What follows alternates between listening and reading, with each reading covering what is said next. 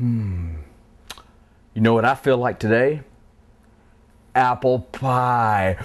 Oh, it's my favorite. Now, I'm not talking about the kind you buy at the store, you know, the frozen stuff. It's not the same. I'm talking about homemade, lip-smacking, crumb, and make you slap your mama. It's so good, apple pie.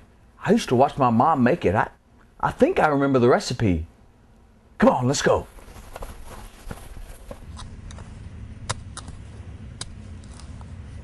First you plant an apple tree, and all you have to do now is wait 6 to 7 years for it to bear fruit.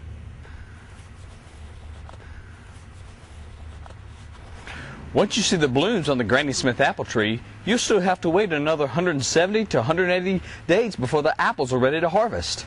Then you peel the apples and slice the apples. Now you combine the apples and the sugar and the cinnamon, the nutmeg, and the flour into a large mixing bowl and toss well to mix. Now set this aside while you roll your top pastry. On a sheet of lightly floured wax paper, roll the larger portion of pastry into a 13 1/2 inch circle with a floured rolling pin. Preheat the oven to 400. This could take a while. So while we're waiting, now turn the pie filling slowly and gently into the refrigerated pie shell, smoothing the apples out with your hands. Now invert the top pastry over the filling, center it, and press the top and bottom pastries together. Trim the extra pastry with scissors. Then sculpt or pinch the overhang into the underneath piece of pastry. Now lightly brush the top pastry with milk and sprinkle granulated sugar. Now make several 2-inch slits in the top of the pastry. Place the pie directly on the center oven rack. And then the hard part begins. You have to wait. You have to wait for 30 minutes.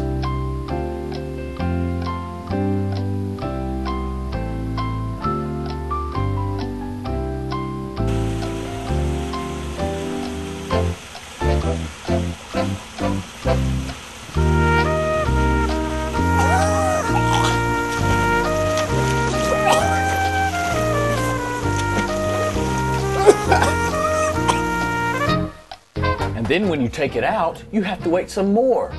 You have to wait an hour before you can even slice it. Okay, so that's a lot of work. But would you rather have this